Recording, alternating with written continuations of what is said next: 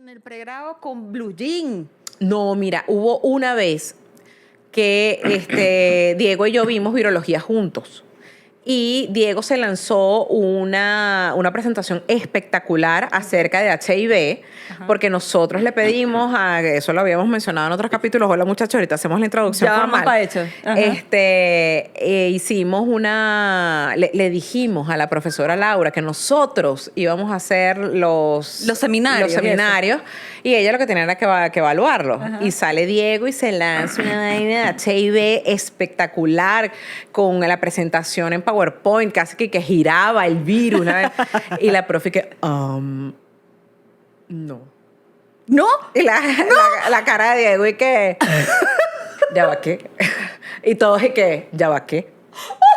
Sí, ella estaba aferrada a su sistema de las transparencias. De la transparencia, claro. La transparencia era horrible. No, y lo peor es que la profesora Laura es una profesora que sabe mucho de biología, pero bueno, a mí mi apreciación muy personal es que pedagogía cero. O sea, tú salías de ahí, no aprendías nada. Sí. O sea, muy poco. O sea, la verdad que, ¿cómo transmitirte todo ese conocimiento? No. Sí, además que el material de apoyo era muy malo. Bueno, pasa que ya va, estábamos en un momento histórico, lo que pasa es que nosotros nos las damos así que, ay, gorda, eso tenemos el streaming, pero nosotros sufrimos esa transición de las transparencias en retroproyectora, a Videobeam, a PowerPoint. Sí. Mientras al anatómico de Eriluz y que prácata, cada vez que cambiaba clac, que sonaba, y era la transparencia que era como una fotico, cuadraditas y la diapositiva. Eran diapositivas. Carrusel y que tráigame el carrusel y uno y que sí. ¿Quién me desordenó el carrusel? Porque se le traspapeló una peluna. No vale, pero eso era placa. Y el anatómico que tenía como una acústica así encerradita en el auditorio del anatómico. Sí. Bueno, tú le dabas y la vaina que era placa. No, y aparte eran las 8 de la mañana, no sé si te acuerdas, eran las 8 de la mañana. Oscuro todo. Oscuro. Y ¿te vas a dormir? Claro que sí. Eriluz, porque de verdad tenía muy buena dicción y entonces, pero después estaba el profe. ¿Cómo se vestía? El profe, que no me acuerdo cómo se llama, que era un profesor viejito y que se ponía... Suárez. Suárez era el viejito que daba neuro. Que daba neuro. Que nos daba, y que entonces se ponía el micrófono aquí y él seguía hablando. Y todo el mundo que, Dios mío, que está hablando este señor, auxilio. Así que, por favor. Pero bueno, así arrancamos este capítulo número 41 de Sangre, Sudor y Pipetas. Bienvenidos, muchachos. Hoy tenemos un tema súper interesante y polémico, sobre todo polémico, porque vamos a hablar del dímero D. Después del COVID, o sea, el dímero agarró una relevancia durísimo. O sea, durísimo, y entonces salieron 25 millones de metodologías. Y trajimos a alguien que queremos un montón y que por supuesto es nuestro amigo, y por eso comenzamos con anécdotas universitarias. Porque si alguien te tiene anécdotas, hermano, es Diego.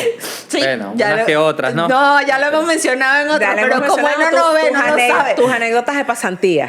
Yo creo que se nos va a pedir el episodio aquí con las anécdotas. Ya vamos para allá. Era el calimero del Hospital Clínico Universitario. Le pasaba de todo. Acuérdense, muchachos, de seguirnos en todas las redes sociales, de darle like, de darle a la campanita, de darle a suscribirse sobre todo, y meterse en nuestra página web www.sangresudorypipetas.com/cursos, que tienen un montón de cosas y van a venir más. Además que tenemos el merch, ya viene, ¿sabes? El 14 de febrero, vayan adelantando, si tienes una novia bien lista, mira, tenemos cositas bien chéveres todavía, así que unas cadenitas, unos pincitos, una cosa. Exacto, un detallito, pues, que usted le pueda hacer a su novia, a su 15 y último, ¿sabes? A la muchacha que le estás echando a los perros. Más a niñas, porque no trajimos cosas de niños, porque nosotras somos niñas y ya. No trajeron cosas de niños. Sí. Se aprovechan de que en este medio, esta profesión, la proporción es bastante dispareja. Fue sin querer. Nosotros tenemos nuestro corazoncito. Sí, bueno, verdad. Fue sin querer. O sea, tenemos pines todavía, pero igual son pines de niña. Es que fue sin querer, fue subconsciente, así, sí. Que llegué, ay, me gusta esto. Sí, no compramos desde la cabeza de nuestros compradores, sino a raíz de la de nosotras. Pues. Y que, ay, queremos este me gusta. Claro, tampoco hay como muchas cosas de hombre de laboratorio, o sea, que le puedes regalar. No hay mucho. Ya veremos qué inventamos. Si tienen alguna idea, lo dejan por allá por los comentarios. Tarda mucho el proceso de calibración de tus reactivos. Ahorra tiempo y dinero en tu laboratorio. ¿Cómo? Bueno, con la tecnología de Lanción Bio, que calibra equipos y pruebas especiales rápidas escaneando un código QR. Cámbiate a lo más innovador del bioanálisis y ofrece resultados confiables a tus pacientes. Registra la curva de calibración y mejora tus procesos de calidad con ayuda de Lancium Bio y Laboratorios Biomedical. ¿Quieres conocer más sobre esta innovadora técnica? Síguenos en nuestras redes sociales y contáctanos al privado. Lancium Bio es tecnología alemana ahora en Venezuela.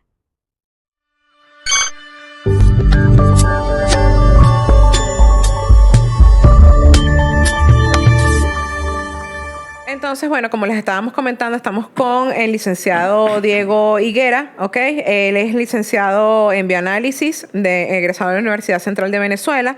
Tiene nada más y nada menos que un PhD en Ciencias Biológicas, mención bioquímica. Actualmente está como director en el grupo ComfortLab. Sus líneas de investigación son hemoglobinopatías y talasemias, gamapatías... Tú puedes, Gabriela. Dale. Gamapatías monoclonales, hemostasia y coagulación. Es miembro de la Sociedad Venezolana de Inmunología y de la Sociedad Venezolana de Hematología. Un placer, Diego, tenerte acá. Muchísimas gracias. Después de tantos tiempos que estamos y que, claro que sí, invitemos a Diego. Bien, pero vale. Bueno, habían pasado un montón de cosas. Gracias a ustedes, muchachas, por la invitación. Me parece que este espacio es brutal, súper importante para todos los colegas y las personas que hacen vida en el bioanálisis. Y bueno, orgulloso de estar aquí con ustedes. No, orgullosa nosotras, amigos, que llegaste tan lejos. No, estoy demasiado inflada. Sí, estás así que como igual que cuando vino Ramón. Claro. O sea, cuando ya viene así, la caraja de la vez y que, pero baja, pero está ahí abajo y le echa así. Estoy demasiado emocionada. Vamos a hablar entonces de Dímero D. Lo habíamos conversado hace unos meses ya con él. Sí, unos meses, claro, cuando fue las jornadas de la Sociedad Venezolana de Analistas Especialistas en noviembre. Que había necesidad de conversar sobre esto. Vamos a organizarlo como hemos organizado las ciencias básicas, por así decirlo, entre preanalítica, analítica y posanalítica. Y hay un montón de preguntas del público que están súper buenas. Sí, me llamó mucho la atención que la gente de verdad tiene bastantes preguntas acerca del dímero D y me imagino que, bueno, a raíz de todo lo que fue el COVID, que fue cuando el dímero toma su auge, porque bueno, el dímero existía desde que el mundo es mundo, pero no había tenido una relevancia clínica hasta que aparece el COVID y a raíz de allí, pues cualquier persona, igual que con las pruebas rápidas, bueno, todo el mundo hizo pruebas rápidas de algo, sí. Todo lo que les dio la gana, etcétera. La verdad es que esa es la historia del COVID, del dímero D. Hasta el 2019, obviamente siempre existió una prueba que tiene 30 años en el mercado o más, un marcador de hemostasia y coagulación de larga data. Sin embargo, ustedes mismas lo deben intuir y saber que antes del 2019, ¿cuántos dímeros se montaban al día en un laboratorio? Un laboratorio de 100 pacientes, yo creo que si montaba uno era mucho. Era mucho. O quizás montaba 2, 3, 4 semanales, pero eran puntual el uso, ¿no? Un paciente que le iban a descartar una trombosis venosa, un paciente que estaba en terapia con una sospecha de CID, casos cosas muy puntuales, una trombosis, etcétera. O una persona que estuviera hospitalizada también o en una terapia intensiva por una sepsis, que también hay riesgo de enfermedad trombótica, bueno, ese tipo de casos. Sin embargo, la pandemia, el COVID-19, obviamente trajo otra vez a la palestra esta prueba que es muy valiosa, fue un boom, al igual que la misma ferritina también, ¿no? Sí. Que eran los dos marcadores, digamos, de pronóstico y seguimiento que se usaban muchísimo en el COVID junto con otros parámetros. Y bueno, y la cosa fue un boom que pasaste de hacer 4 pruebas semanales a 40, 50, 80 o 100 diarios. O sea, una locura. Total. Y bueno, obviamente eso también impulsó a muchas fabricantes a nivel mundial a diseñar metodologías y ensayos para la determinación de dímero D. Y aparecieron muchísimas metodologías. De hecho, habían metodologías que la habían eliminado, la habían descontinuado, porque la frecuencia era muy baja. Por ejemplo, ustedes se acuerdan del NiCO-CAR. Bueno, ustedes lo usan en el NiCO-CAR. Sí, claro. Él se usaba para, en principio, hemoglobina glicosilada, dímero D, y microalbuminuria, PCR, entre otras pruebas. Y algunos cardíacos. Hace 5 o 6 años ellos descontinuaron antes de la pandemia. Me imagino que tenían poca salida para el dímero y lo descontinuaron. Bueno, yo me imagino que eso se arrepintieron hasta morir. Por eso. El que tomó esa decisión lo votaron. Y no por culpa de él, sino que claro, y de verdad. porque, bueno, me imagino Si no que tenía serían salida, pérdidas. no tenía salida. Pero bueno, sí aparecieron muchísimas metodologías, muchísimos analizadores, reactivos para dimerodear a raíz de eso. Sí, de hecho hay un montón, pero vamos a... No comenzamos como siempre comenzamos. Lo que pasa es que... Como para nosotros él es nuestro pana, exacto. entonces ya nos conocemos Entonces, el que cuento. no, que porque vi análisis, porque no sé qué. No, pero esa parte es importante. Esa parte es importante. Hay anécdotas divertidas. ¿Por qué elegiste Bueno, está bioanálisis? bien, pues. Porque elegiste bioanálisis. ¿Cómo llegaste Mira, yo estaba allí? muy claro desde el principio. O sea, yo sabía que me gustaba el área de la salud, pero yo decía, medicina no. No quiero estudiar medicina. Quiero algo que esté relacionado, más no sea medicina. Me acuerdo que en esa época, año 2002 más o menos. No digas tanto, 2001, no por digas ahí. tanto. Bueno, tú entraste conmigo, así que... así que Pero sí entraste que a la misma bolsa. no entraste que ustedes. No, sí, que... Entonces, yo me acuerdo que el CNU te daba un librito. El amarillo. El amarillo, donde tú veías carrera por carrera y había como una reseña de cada una de las profesiones, las carreras y tal. Y vi bioanálisis y, coño, hice clip. Ahí dije, coño, esta vaina me gusta. Presenté mi prueba interna, coño, quedé. Y de una vez, eso fue graduándome de bachiller en julio y entrando en septiembre a la escuela de Tú bioanálisis. hiciste la prueba, la prueba interna igual que yo, la de los 9.000, que éramos 9.000, que fue por allá en Humanidades, por Ajá, allá. claro, que es el edificio Transbordo. más grande, en Transbordo. El edificio Transbordo. esa Eran no, pero- ríos de gente. Sí. Eran ríos de gente. Tú la llegaste a... No, yo presenté. Pero tú fuiste una antes que nosotros. Claro, pero igual la Eran prueba ríos. interna era cualquier cantidad de gente para una sola facultad. Y destácate con tu prueba de Dale. 3 horas y después Que una hora tenía adicional. varias cosas. O sea, era Claro. matemática, verbal... Razonamiento Lógico, razonamiento numérico y la- biología. Tenía parte de biología. Tenía biología. y una vaina de esas Psicológica. psicológica, Después psicotécnica. el DMS, el DMS4, que era lo que te tardaba más porque era, o sea, ya después que Que venía. te preguntaban la misma vaina, pero para adelante y para atrás 3 Exacto. veces. Esa. Exacto. Sí, sí. Esa no la puedo olvidar porque ya uno está tan cansado. Ya tenías 3 horas de prueba. Sí. Y dale y Era un vuelve maratón. otra vez. Era un maratón. Era un maratón. horrendo. Además que lo que más me De hecho, daba tenías un bronca a mí... refrigerio, ¿no era? Como que Un break. Un break. Sí, entre, ¿verdad? entre el DMS y las pruebas, digamos, de aptitud, había un break ahí que te daban en Un sanduchito, 15, una 20 cosa. minutos. No, tú salías porque ya habían recogido todas las pruebas. No me Y uno acuerdo. salía y entonces te caías, empiezas tu caedera de coñazo a la... ¿Qué respondiste abajo. tú? ¿Qué respondiste No, no. tú? ¿Cómo se llama? Al cafetín. En el cafetín de iba a decir administración. la cantina. En el cafetín de administración, no sé qué, a comprar a la gente y después Sí. se habían agotado los 15 minutos y uno tenía que subir y uno y qué. Después, Lo años compré. después, no sé si yo no sé si estás en el grupo que cuidamos las pruebas. No lo está. hice. No lo hice. Después, como 3 años después, como estudiantes, nos postulamos para cuidar las pruebas, que no eran unas camisitas amarillas. Las amarillas. Con el logo de la ¿Verdad? Yo facultad. estuve allí. Y ahí sí tú gozas la prueba que dices, coño, no, echas vaina. Sapeas a los que se están copiando. Pobrecito, los muchachitos. cierto. Yo tenía, no me acordaba Bueno, y de eso. ahí sí fue bastante divertido. Claro. No, yo Esa di vez sí me la bienvenidas. gocé. Claro, la otra Estás no. del otro lado de la Sí, otra cara cuando de la uno está en moneda. una posición de poder, uno y que, I got the power. vaya. Sí. Sí, pero es muy...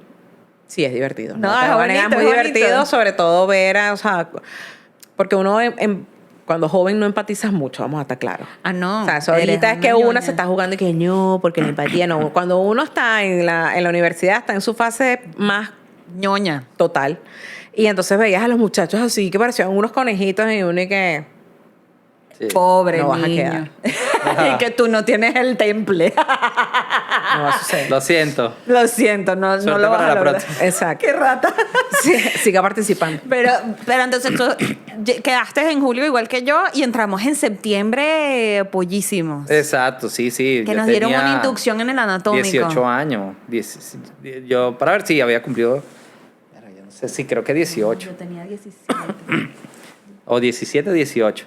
Pero bueno, esa es la edad buena, uno Sí, está bueno. claro. Y yo creo que, bueno, en esa etapa uno se disfruta la universidad muchísimo. Sí. Porque, bueno, no tienes responsabilidades, no tienes mayores cosas, tu trabajo es estudiar y hacer tus cosas. Y bueno, yo siento que disfruté la universidad muchísimo. Sí, yo creo que hay de todo. Una de las cosas positivas de la universidad, sobre todo de las públicas, es que tiene, en la época en la que nosotros cursamos, porque ajá, Ahora es distinto, sí. ahora es distinto, nosotros no teníamos mayores responsabilidades, sin embargo, había gente que igual, que estudiaba y trabajaba. Sí, y tenía que echarle No, pichón. y que tienen hijos, y que tienen esposo, y un hogar que Está mantener pendiente, y pues. estar pendiente, y, o sea, muchísimas responsabilidades. Sí. Claro que yo siempre he pensado de que nunca es tarde para estudiar. Si No, tú claro. tienes 60 años y quieres estudiar bioanálisis o lo que usted quiera, échele pierna. Bueno, obviamente son otras etapas, entras en otra etapa de la vida, ¿no? Sí, pero había alguien o dos personas que eran mayores que nosotros que también estudiaban con nosotros, me acuerdo ya como en bacterias. Gente mayor. Sí, mayor mayor que nosotros, pero mucho más. Me acuerdo había un señor. El señor. Ajá, bueno, la No me verdad no acuerdo recuerdo cómo su se nombre. llamaba. Pero era un señor cincuentón. Sí, más o menos. que estaba estudiando con nosotros bacteriología. No sé si al final, me imagino que se graduó, no con Asumo, nosotros, no lo no sé. sé. Pero sí, en la universidad, bueno, y eso es lo bonito también de la universidad, que no solo la Diversidad. pluralidad, sino la diversidad de personas con que tú compartes, otra cosa. Yo creo que es una enseñanza Sí, súper cool. Pero vamos con la segunda pregunta. Ajá. ¿Por qué hemostasia? Bueno, yo siempre me incliné un poco más hacia el área de hematología. De hecho, fui preparador de hematología. Fui preparador 2 o 3 semestres. O sea, como ya es una de las últimas materias de la carrera, obviamente no puedes ser preparador por mucho tiempo. Exacto. Pero fui preparador 2 o 3 semestres.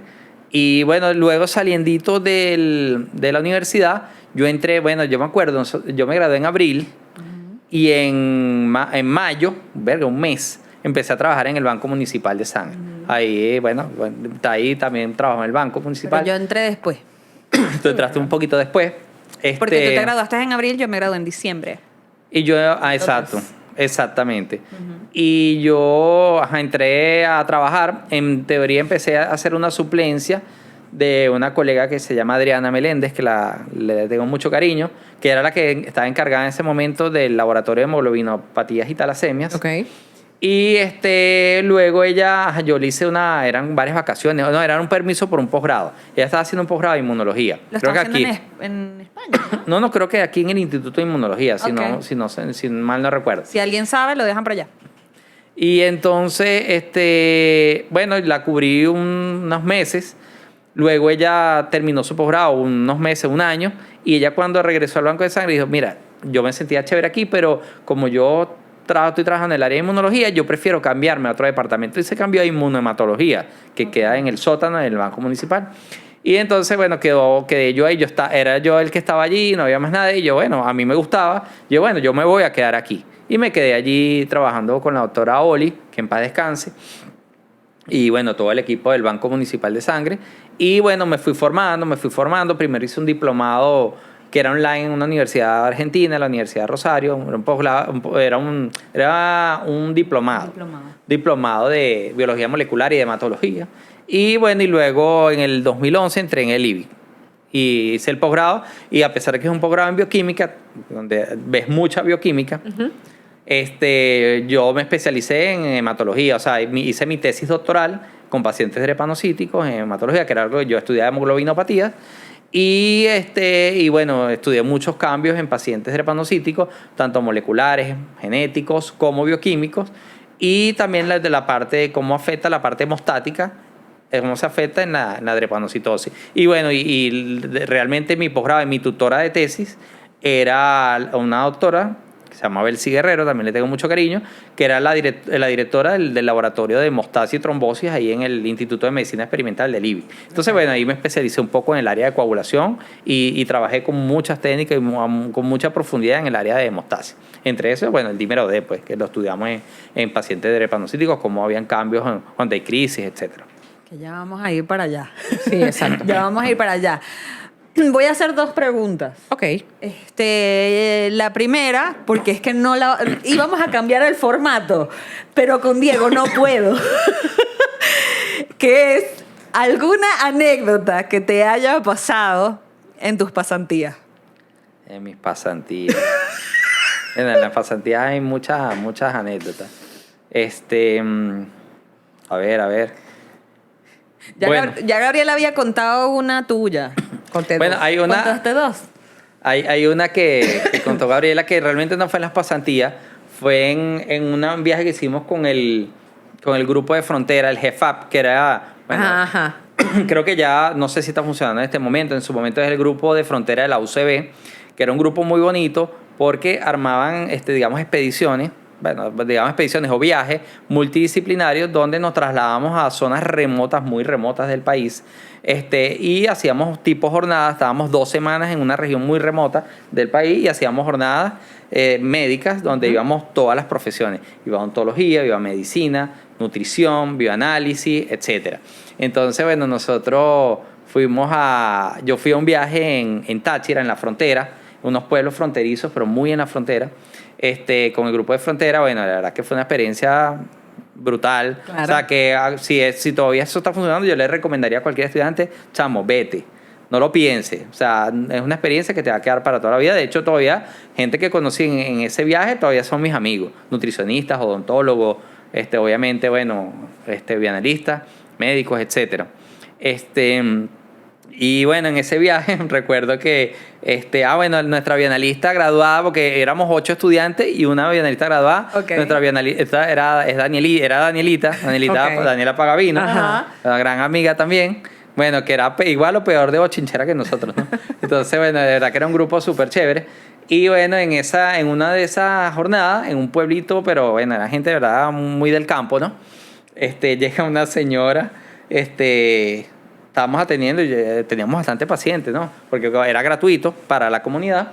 Llega una señora con una... ¿Ustedes se acuerdan? Ahí se me acaba la cédula. No, bueno, ya dijiste un montón de fechas, sí, así que déjalo ir. ¿Ustedes se acuerdan las latas de leche? Cuando venían la leche en lata, ¿no? Claro, sí. Ya eso es extinto, ya eso no existe, vienen en bolsa y tal. Pero en las latas... creo que todavía ellos sacaron una... Las de bebé son las que vienen en lata. En laticas, pero no, cuando venía la campiña, sí, valga la cuña, la lata de leche que venía con un aluminio que tú cortabas. Sí, claro, claro. Sí, todos agarramos y nos comíamos la leche de esas latas, seguro, en nuestra niñez. Claro que sí, con azúcar o le ponías Nestum. Yo le ponía Nestum, pero me lo ponía todo crudo. O Frescavena. Bueno, aquí todas las marcas, fue Dele, Nestlé, sea feliz, Flestlé. Sí. Bueno, entonces llega una señora con una lata de esas de leche y llega y nos dice, mira, sí, muchachos, ¿qué desea, señora? Mira, aquí están las heces de mis hijos. Y traía la lata. Una lata, bueno, como hasta la mitad de, ustedes saben que de heces. Y entonces cuando habla en plural, yo recuerdo estaba con Willy, y Willy y yo no vemos la cara y decimos, ¿y qué? ¿Escuchaste lo mismo que yo? Sí. Vemos a la señora y que, ya va, pero usted habla en plural, como sus hijos. Sí, no, yo tengo 5 hijos, yo quiero hacer el examen de heces a todos, y bueno, yo tomé la muestra, quité la muestra de todos. Entonces nuestra cara era de, Dios mío. Yo, bueno, pero le puse una banderita, algo, para no saber, porque ¿cómo hacemos aquí entonces? Bueno, la verdad, obviamente ignorancia de la señora, una señora del campo, que no tiene por qué saberlo tampoco. No. Entonces, bueno, y le explicábamos, mire, no, señora, eso no es así, eso tiene que ser por separado, estos son los recolectores. Y bueno, la señora muy apenada se devolvió y vino unos días después. Pero bueno, la anécdota de la lata de leche ha perdurado y perdurará por generaciones y generaciones. Eran los 5. Yo no me imagino decirte la imagen de los 5 muchachitos turnándose con la lata. Claro. y de verdad que es una imagen terrible. Pero eso es una anécdota de ese viaje, ¿no?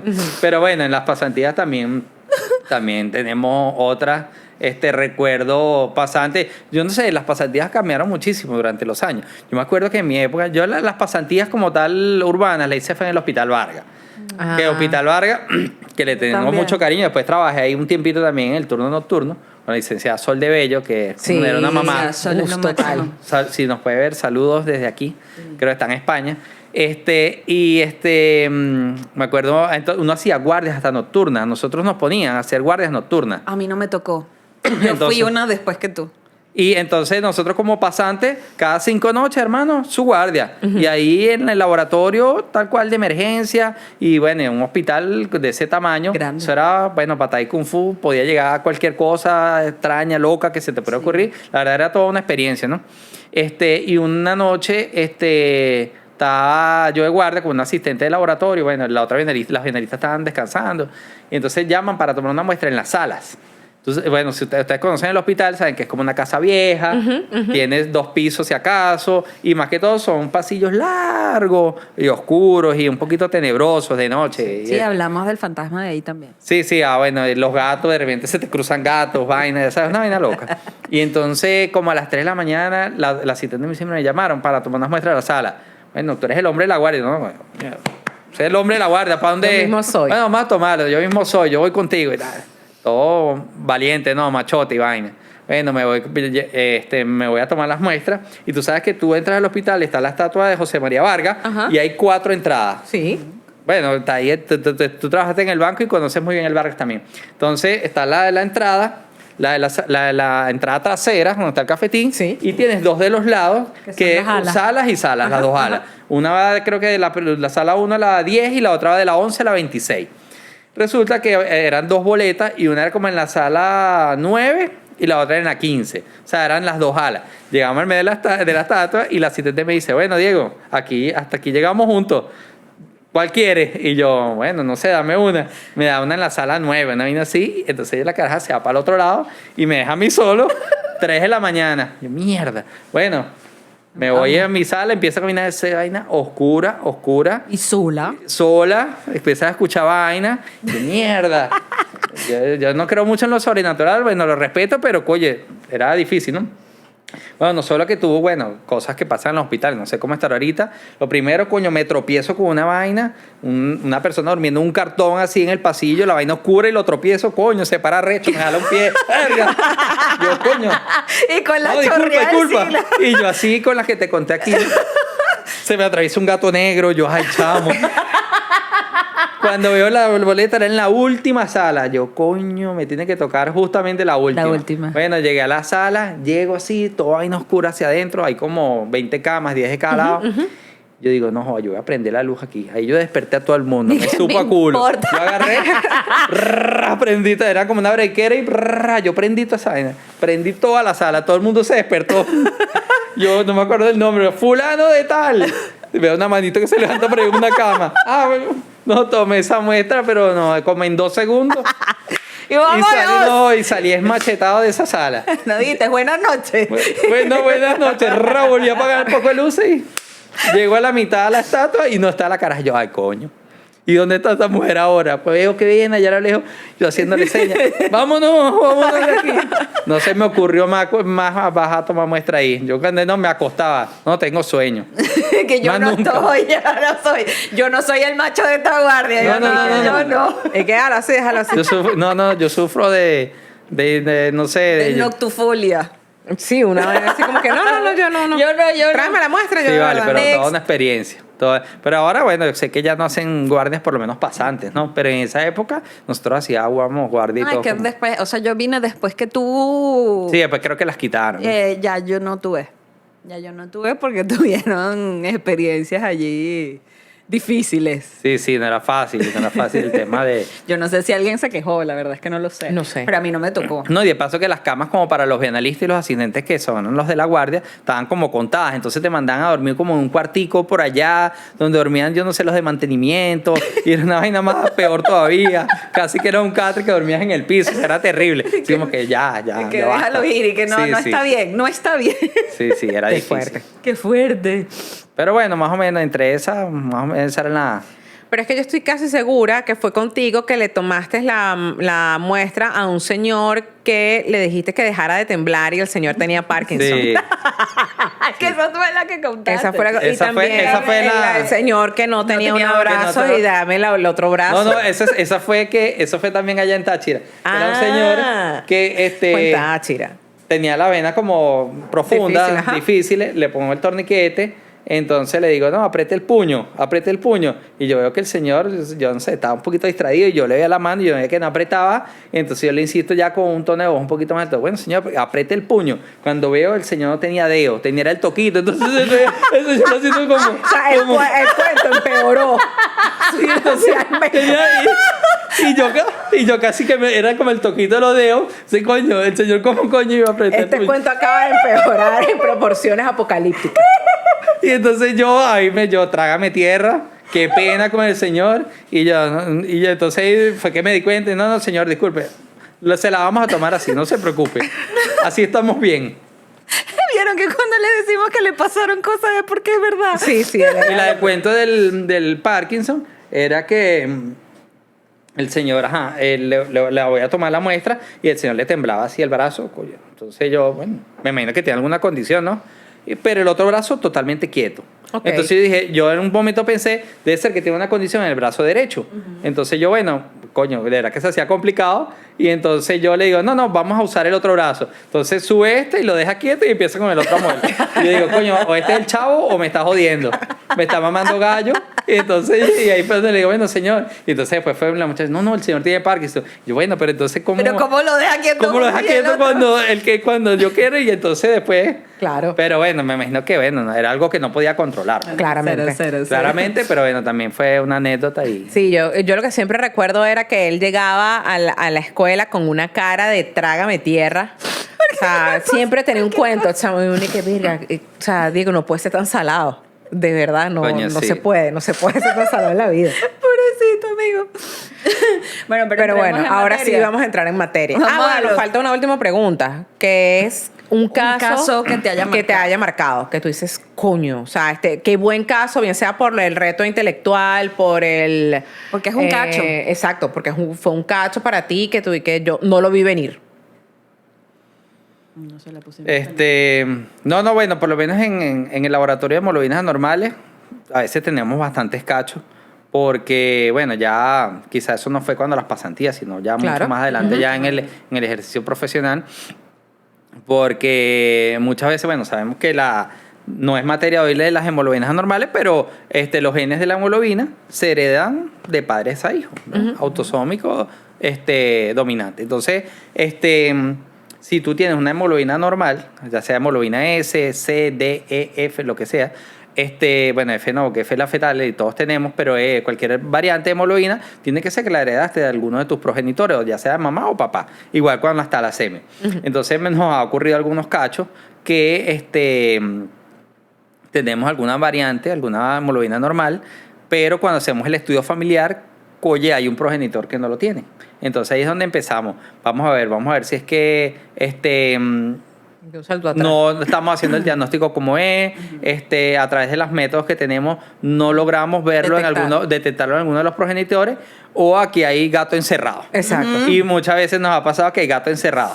Entonces, de hecho, hubo un caso reciente, hace como un año, donde yo justamente era con el papá, donde él era un niño, era S-beta talasemia, la mamá tenía la talasemia, pero ¿y la hemoglobina S de dónde viene? Hay un negro encerrado por ahí. Bueno, lo digo porque la hemoglobina S generalmente viene de raza negra. Ajá. Es más frecuente en personas de raza negra, de hecho un gen que viene de África, etc. Sí. Entonces, no es nada racista. Nada, exactamente. Entonces, llamar a la mamá, porque obviamente nosotros le mandamos ese estudio al médico, al hematólogo, y el hematólogo va a decir que es lo primero que dicen. Esto no cuadra. Esto está mal. Sí, el laboratorio se equivocó. Esa es la frase más común en los médicos. No es, mira, ¿qué pasó? Vamos a investigar, vamos a llamar al laboratorio. Hay algunos que sí, hay otros que dicen, no, repítelo en otro lado porque eso no sirve. En su mayoría. Entonces, obviamente, y además que la hematóloga es amiga mía, he trabajado varios años con ella. Entonces yo le digo, oye, si yo le mando esto a la doctora, sí, ella va a sospechar de que hay un error o me va a llamar. Entonces, bueno, vamos a descartar con la paciente. Llamamos a la señora, mire, señora fulana de tal, mire, ya está listo el estudio familiar, el de su esposo, el suyo, el niño, pero aquí tenemos una discrepancia. Entonces, bueno, esta es una llamada confidencial, es una llamada absolutamente profesional, pero yo necesito que usted me diga si realmente el señor fulano de tal es el padre biológico del niño. Ajá. Bueno, ahí empezó la voz a quebrarse, a titubear, pero de un momentico como que se salió del cuarto de algún sitio donde estaba. Lo que pasa es que no, él no es el papá biológico. Lo que pasa es que cuando yo quedé embarazada, me empezó a echar el cuento de amor y dolor de cuando estaba embarazada y de no sé qué, y bueno, resulta que no era el padre biológico. Entonces, claro, son cachos que tú tienes que indagar más, porque si no, o das un estudio errado, un resultado errado, claro, o al final la interpretación del estudio familiar en este caso no es la adecuada, claro, porque el niño es un S-beta talasemia Y a juro, son 2 genes que están mutados, 2 genes beta que están mutados, uno para la hemoglobina S, otro para una talasemia, y de algún lado vino las mutaciones. Claro. Entonces, bueno, ese tipo de casos no me ha ocurrido en algunas ocasiones y, bueno, hay que saber manejarlo con discreción también. Claro. Con discreción y con profesionalismo y que más allá de que el paciente crea que es que le estás averiguando la vida o eres un chismoso o lo que sea, no, sino que, bueno, realmente es por el bien del niño, Sí, del claro. grupo familiar y que se haga un diagnóstico adecuado. Que se haga un diagnóstico correcto y que no se desconfíe del resultado que tú estás emitiendo. O sea, Claro. porque eso va a ser lo primero. O sea, Claro, claro, dijimos, que va lo a ser hiciste mal. primero. Que Exacto. lo hiciste mal y entonces, bueno, no, se investigó un poco más. Lo que Exacto. siempre decimos es que hay que investigar un poco más y conversar un poco más con los pacientes, que es súper importante, ¿no? Claro. Bueno, Es nada. así. ¿Quieren Comenzamos. lanzar con las preguntas? Sí, porque hay una cantidad importante. Hay varias interesantes, pero vamos con la preanalítica primero y luego, porque ¿cómo se debe tomar la muestra de dímero D? Esa es la primera que deberíamos Exacto. de tocar. Buena pregunta porque, bueno, siempre es importante que repasemos las 3 fases, empezando por la preanalítica, que es la primera, la analítica y posanalítica. En el caso del dímero D, la fase preanalítica es importantísima, es crucial, donde hay varios factores que hay que considerar. En primer lugar, desde el material utilizado para la toma de muestra, que muchas veces ahí ya empezamos mal. Uno, los tubos, ¿okay? Sabemos que en su son tubos, es tubo azul. Hubo en algún momento algunas metodologías que usaban, pero en líneas generales es un tubo anticoagulado con citrato de sodio.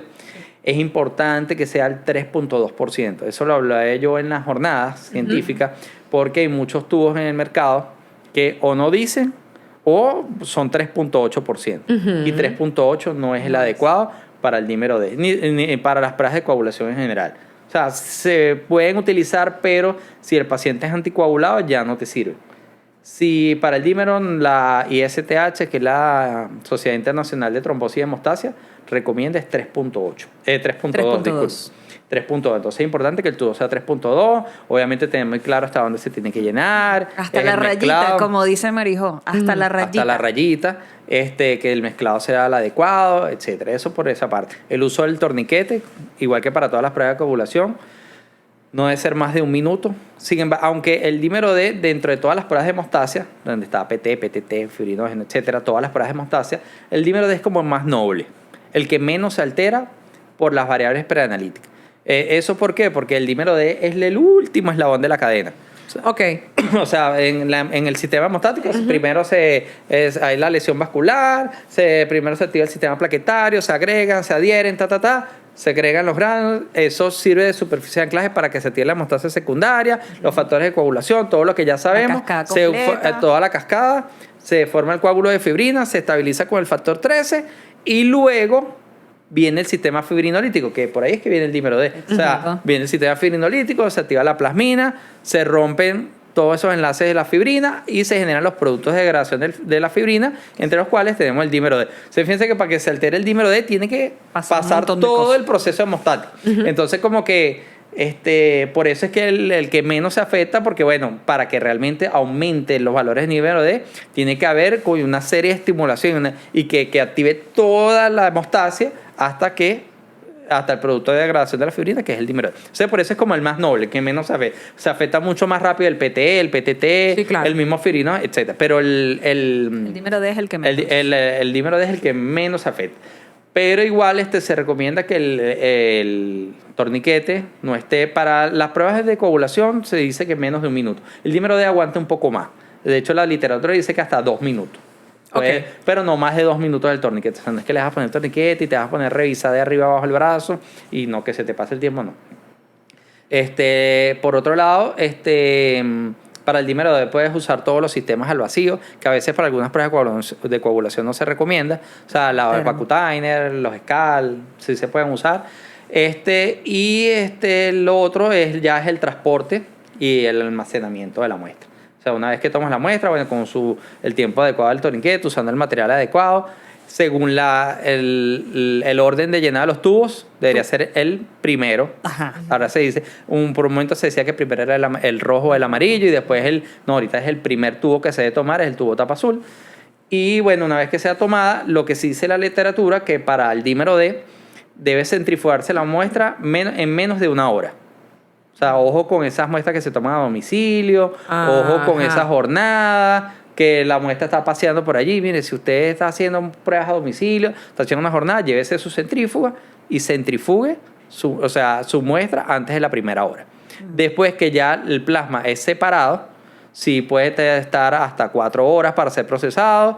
Puedes tenerlo en nevera durante 24 horas y procesar. Y si lo congelas, te puede durar hasta 1 mes. Otra duda común es que el tubo debe ser de plástico o de vidrio.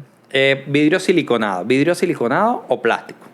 Tipo, hay unos plásticos poliuretanos, son unos plásticos que son los que aprueba la ISTH. Claro, y la razón es porque para que no se active, claro. El vidrio tiene cargas negativas y se activa la coagulación. Tiene que ser por eso vidrio siliconado, que esté recubierto. Ok, ahí va con ese. Aquí está la primera pregunta del público, que es de Kerlin Marcano, que dice: ¿cuál es el tiempo máximo que se pueden conservar las muestras de plasma para dímero D y a qué temperatura? Es lo que decía, temperatura ambiente 4 horas, 24 horas a 4 grados en nevera, y si le congelas el plasma, obviamente separado.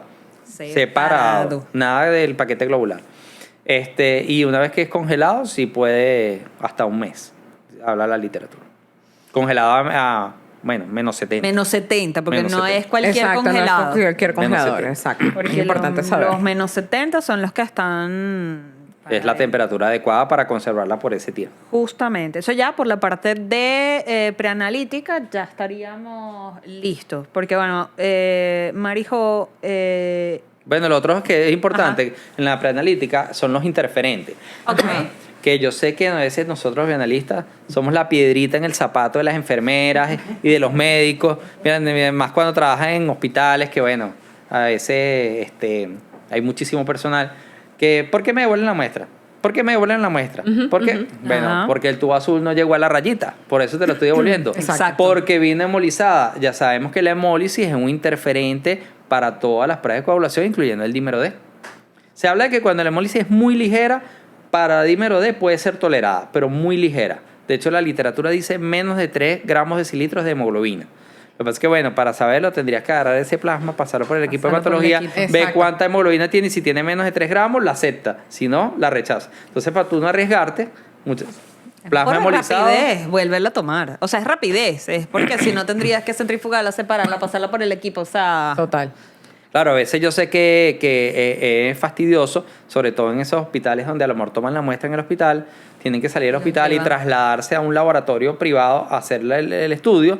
Oye, a lo mejor agarraste un carro, una moto, lo que sea, llegaste al sitio y coño que te devuelven. Bueno, vuelve al hospital, toma la muestra otra vez, devuelve. Bueno, pero tampoco podemos hacer un estudio que sabemos que va a dar mal. Exacto. No vale la pena hacer un estudio que va a dar mal. Exactamente. Porque no te va a arrojar lo que realmente quieres saber. O sea, porque ¿para qué?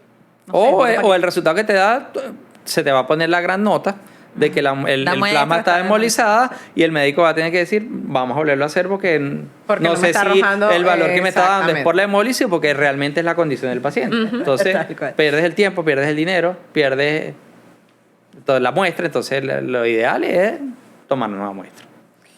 Que bueno, justamente vamos a hablar con María José, que es una colega, pero que está en España. Bueno, ella es argentina, pero está en España. Y vamos a hablar, ella generó un canal específico que dice, llena el tubo hasta la rayita. Literal. Vamos a preguntarle por qué.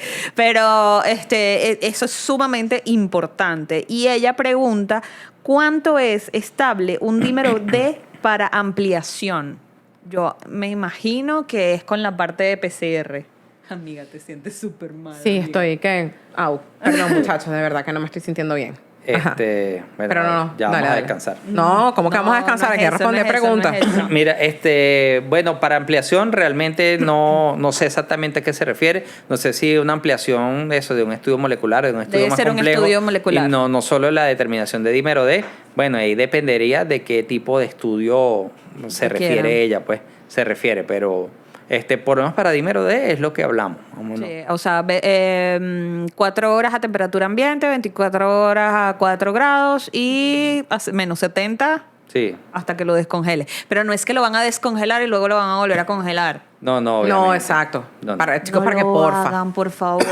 Pero si bueno, no, si es por porque quieren acaso, hacer sí. una investigación o otras pruebas, hagan alícuotas.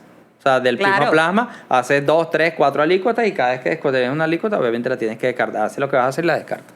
Ajá. Entonces, si estabas hablando de los interferentes, Kelly pregunta que si se puede elevar por consumo de medicamentos. Mira, yo hasta donde yo sé, en la literatura no hay nada no hay descrito. descrito interferentes. Los interferentes que están descritos es hemoglobina, o sea, hemólisis, lipemia para algunas técnicas, sobre todo las técnicas inmunoturbimétricas, Claro. y la bilirrubina. En Por lo algunos tanto, casos. sí tienen que estar en ayunas. Sí, sí. Sí, de preferencia. Para todas las pruebas de coagulación se recomiendan que sea un ayuno corto, para todas. una Y justamente por eso, porque no solo para el PT y PTT hay algunos métodos ópticos también. Sí. Exacto. Y que también se pueden afectar, sobre todo en sueros que tengan bastante lipemia, en plasmas, perdón, que tengan bastante lipemia. Sí, no, se afecta desde muchos puntos de vista. No tiene que ser un ayuno muy prolongado, puede ser un ayuno de 2 a 4 horas, ¿verdad? De 4 horas es lo recomendable. Ok. Listo. Entonces, bueno, vamos a la parte analítica. Yo necesito una pregunta. Ah, no, dale. Fíjate, una de las cosas que una mala práctica habitual dentro de ciertos centros de salud son los agregados. Entonces empiezan,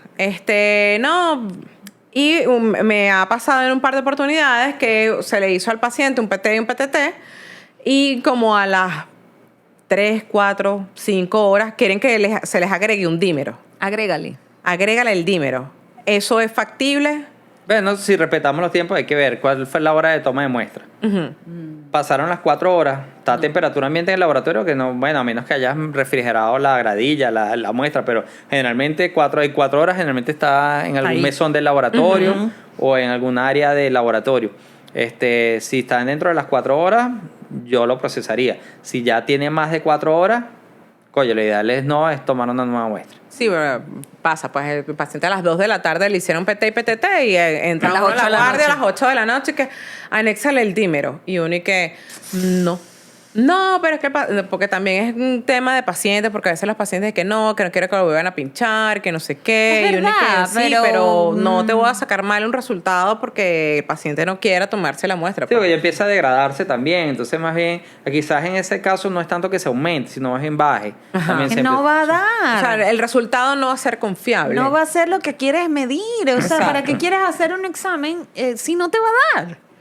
Sí, no, y el Eso es lo resultado que- no va a ser confiable, entonces no. Y nosotros como bienalistas, como profesionales, no podemos sacar un resultado que sabemos que no es confiable o que puede tener un margen de error solamente por complacer a un médico o un paciente. Sí, Toma es- muestra y ya.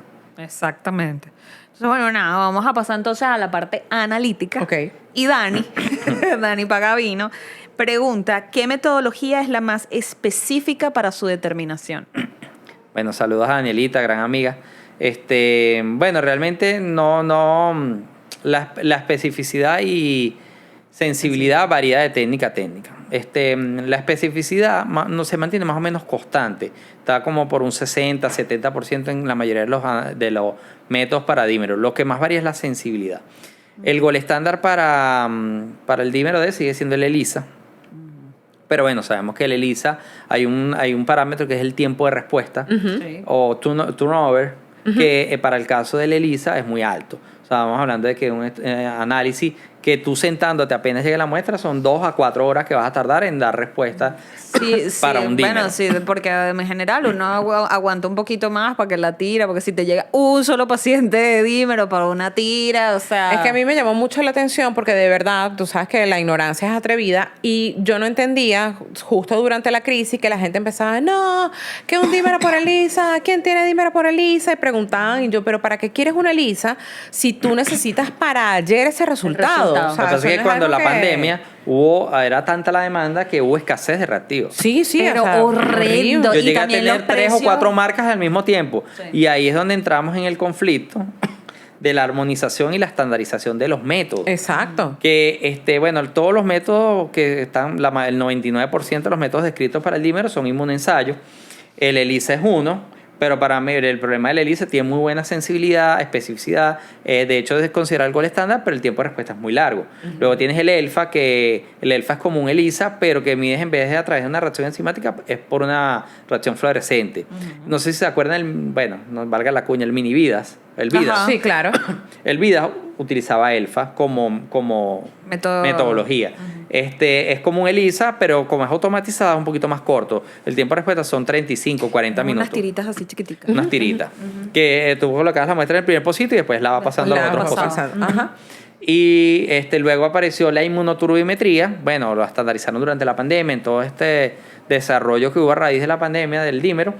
Y la turbimetría funciona muy bien porque tiene una especificidad y sensibilidad bastante buena, cercana a la ELISA, pero el tiempo de respuesta son 10-15 minutos. Exacto. Y es totalmente automatizado. En cambio, la ELISA no es automatizada.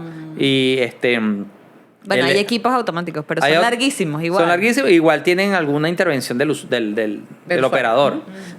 Entonces, bueno, el más práctico es la inmunoturbimetría, que está adaptado a la mayoría de los analizadores de cualquier marca, analizadores de química, y hay muchas marcas en el mercado, y también los de inmunofluorescencia seca, que también se hicieron bastante populares a raíz de la pandemia, que también tienen un tiempo de respuesta como de 15 minutos. Sí. Claro, hay otros ensayos más manuales, que si aglutinación de látex. Ajá, te iba a preguntar. A mí no me gusta mucho, es un inmunoensayo también, pero son como semicuantitativos, a veces no son tan exactos, y para un paciente que a lo mejor está en una unidad de cuidados intensivos, oye, necesitamos un seguimiento un poquito con una técnica más sensible y que te dé valores cuantitativos con mayor precisión. Entonces, yo no lo recomiendo mucho para ese tipo de pacientes. Es mucho mejor hacer la inmunofluorescencia seca o la misma inmunoturbimetría. Pero, o sea, digamos que yo no es que recomiendo uno que sea más exacto que otro. Es que tú evalúes el tipo de paciente que estamos manejando y tengas un ensayo que tenga buena sensibilidad, especificidad, un tiempo de respuesta adecuado y que tú sepas que tenga una calibración estable, etcétera, y todo esto. Sí, es que eso, bueno, la inmunofluorescencia seca la usé, también usé aglutinación en látex, que tampoco me gustó mucho, pero en el momento de pandemia... No, ahí todo era válido. Exacto. No había mucho de dónde escoger, pero bueno, uno trabajaba con lo que lograba conseguir, además que los precios eran una cosa... También aumentaron muchísimo. Y también hubo oferta de demanda. Justo hablando de estandarización y armonización, pasaba que tú tenías que procesar con lo que viniera. Entonces, claro, tenías pacientes que se habían complicado, que estaban ingresados en la hospitalización y te llegaba un kit. El kit daba hasta 0,5. Y después, o sea, 3 Doritos después, porque yo llegué a utilizar de a 2 y 3, o sea, se me acababan diario. Sí. Yo puedo utilizar 2 y 3 de 100 pruebas, o sea, diariamente. Sí. Y, o sea, montaba uno, calibraba, no sé qué, controlaba, bueno, chévere, se acababa literalmente, o sea, como pan caliente, y después me ponían el otro. Y el otro, entonces, el rango de referencia era hasta otro. 1. Sí. Y ahí vamos a pasar al área posanalítica. ¿Qué es lo que pasa con el problema? Bueno, hay una de las conclusiones de la ponencia que yo di en la jornada científica, que creo que es, bueno, lo más importante de la ponencia, y es que como no hay una armonización, una estandarización de los métodos, los métodos no son intercambiables. No son intercambiables. Escúcheme, no son intercambiables. Repetimos con énfasis y aquí se me va a quitar un poco el malestar. No son intercambiables. Entonces, ¿qué pasa? Que hasta el coeficiente de variación entre una técnica y otra es altísimo, y hasta intralaboratorio. O sea, no solo que, mira, aquí el dímero me dio 1000, me lo fui a repetir el otro laboratorio y me dio 500, qué bola, tú te equivocaste. Porque eso pasa, ¿no? Sí, claro. No solo eso, sino que hasta intralaboratorio, como llegamos a tener hasta 3 métodos, cuales que muchas prácticas y hasta uno en algún momento lo hace o lo piensa, mira, coño, por esta metodología me dio 1000 el dímero, el cutoff o el valor de referencia va hasta 500, coño, me está dando el doble del límite superior del intervalo de referencia, coño, voy a confirmarlo por otra metodología, que muchas veces se hace en otros análisis. Sí. Entonces, lo hiciste aquí por inmunoturbimetría, me voy para el equipo de inmunofluorescencia seca con mi muestra, taca, montada. A ver qué pasa. Coño, por aquí me dio 500. ¿Cuál es el que dice la verdad? ¿Qué hago ahora? ¿Qué hago ahora? Y ahora no, esa es la pregunta. eso está mal. ¿Por qué? Porque no son intercambiables. ¿Por qué? Justamente por lo que vamos a ver ahorita en las variables post-analíticas. que en las variables postanalíticas tenemos algo muy importante que son las unidades de medición. Ajá. ¿Qué pasa con las unidades? Ahí hay un arroz con mango que para mí es culpa de los fabricantes, no es culpa de nosotros, es culpa de los fabricantes, y ahí yo lo decía en la ponencia que yo creo que tiene, para que haya armonización y estandarización en el dímero D, los fabricantes, se tienen que sentar en una mesa redonda y decir, mira, vamos a ponerle orden a la PEA, vamos a ponernos de acuerdo y vamos a diseñar un ensayo con las mismas unidades de medición y que se mida en la misma unidad de magnitud, que es otro problema. Ok. Entonces, ¿qué pasa? Que para el dímero D tenemos 2 unidades de medición. Y si ya partes de que un método mide una y otra mide otra, estás pelando. Te fuiste. Una te mide unidades equivalentes de fibrinógeno, que es una molécula que tiene 390 kilodaltos, creo, 380, 390, y otros te miden unidades de dímero D, que es una molécula más chiquita que mide la mitad, 190. Entonces, imagínate que tú comparaste un método que mide unidades equivalentes de fibrinógeno con una unidad que mide unidades de dímero D. Obviamente te da la mitad porque esta tiene un peso molecular de 190 y pico y esta tiene 390. Ya por ahí estás pelando. Entonces, fúmense esos insertos. Entonces, claro, es que hay que leer los insertos. Si lo traía. Porque es que hay porque es que eso ni era lo que siquiera... yo iba. Exacto. Eso, en los insertos no te dice que están midiendo. No, deberían decirte. Pero no todos lo dicen. No todos, pero digamos que las marcas más reconocidas te lo dicen. Y no solo eso, sino que luego de que primero tienes que estandarizar qué vas a medir, o unidades equivalentes de fibrinógeno o unidades de dímero D. Y posteriormente, entonces, cuando tú ves y haces una revisión de todas las metodologías, unas te reportan en microgramos por ml, otras nanogramos por ml, otras miligramos litro. Y hay como 6 unidades más. Sí. De hecho... Fájense a hacer las conversiones. No, ese es el otro problema. Ese es el otro problema. Todo mal. Es que aquí mira, no ¿sabes fuimos. qué? Yo creo que vas hasta allá solo en este capítulo. Y que verlo así. El yo otro no vaya- problema es que la CLSI y el Comité de Estandarización de Hematología te dice que las unidades no son que no las conviertas, que la CLSI te recomienda que las reportes en la unidad que te da el fabricante. No las conviertas a través de Claro, reglas. pero para no. hacer una comparación te servirá para algo. Pero, o sea, lo a que la no hora puedes del hacer... té, o sea, que es que el problema No la puedes es reportar así. cómo le haces entender al clínico que a ti te había llegado una metodología que mide en el equivalente es litro. Ajá. Y ahora te llegó otra metodología porque para él, ¿sabes? Un número es un número. O sea, Sí, es ven 1000 es el 1000. número nada más, Y entonces eso es después verdad. del 1000 no me puedes agarrar y me puedes reportar 2. O sea, eso para él no tiene sentido. Eso es Ya, un choque, Eso es un choque le explotó el acusar. cerebro. Y entonces uno dice, lo que pasa es que mira, la unidad es distinta, no sé qué, aquí son 1000 equivalentes, el otro son mililitros. No, pero hazme la conversión, eso más o menos cuánto es, y uno no sé qué, y uno y qué pana, pero Mira, o sea... Y por lo menos ahí, bueno, a lo mejor el médico, un laboratorio le reporta 1000 y el otro 2 o 4, obviamente él dice algo pasó. Claro, pero claro. cuando las unidades son más similares, que no es la misma unidad igual, pero entonces este me reportó 1000 y este 550. Entonces, son unidades diferentes. Que si la haces por la misma metodología, seguro te va a reproducir, pero como estás haciéndola en 2 laboratorios con metodologías diferentes, con unidades distintas, con puntos de corte e intervalos de referencia distintos, como tú no puedes comparar peras con manzanas. Entonces, ¿qué es lo que yo recomiendo? No son intercambiables y cuando le hagas seguimiento a un paciente, lo tienes que hacer en el mismo laboratorio y por la misma metodología. Y ahí es donde también llamaba a los colegas que a lo mejor seguimos teniendo 2 marcas o 2 metodologías para dímero D, pero si tú estás haciéndole un seguimiento a un paciente que está en una unidad de cuidados intensivos, está en un postoperatorio, etcétera, tienes que hacerlo por la misma metodología. A menos que sea una metodología que mida lo mismo, que tenga la misma unidad, que no hay. O sea, la recomendación es usa la misma metodología. Quédate con tu metodología y Usa listo. la La misma- que tú elijas. Exacto, pero quédate con la misma metodología y si la vas a cambiar, bueno, tienes que cambiar todo para esa metodología y el seguimiento tienes que empezarlo de cero con esa nueva metodología a todos los pacientes. No lo puedes intercambiar. Claro, sobre todo para seguimientos donde hay mayor conflicto, pues, por así Sí, decirlo. claro, porque la decisión Claro. clínica va en relación A eso. al reporte. Claro. Y lo otro también que es importante, que también se vio mucho con la pandemia, es el tema de los calibradores. O sea, primero, uno tiene que conocer los analizadores y las metodologías que usan en el laboratorio. Como decía, está ahí a leerte el inserto. Luego un dímero D, lo primero que tienes que hacer es leerse el inserto. Con cualquier cosa, muchachos. Bueno, con cualquier cosa, pero el dímero es más crítico. Lee qué estás midiendo, en qué unidades estás midiendo, cuáles son tus interferentes, si hay alguna condición preanalítica que te da el fabricante, etc. Todo eso lo tienes que tener. Y cuál es el calibrador. ¿Qué pasaba muchas veces, en algunas ocasiones?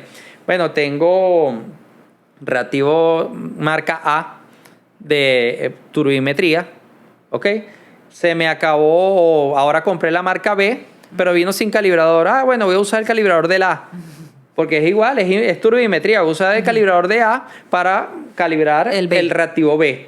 No, porque resulta que los calibradores también son diferentes. Si tú hay calibradores que vienen en unidades equivalentes de fibrinógeno y otras que vienen en unidades de dímero D. Es decir, tu metodología está midiendo unidades equivalentes de fibrinógeno y agarraste un calibrador que viene en unidades de dímero D, obviamente esa calibración no va a ir para el bar. Claro. Y de repente tú dices, ay, mira, la curva me dio.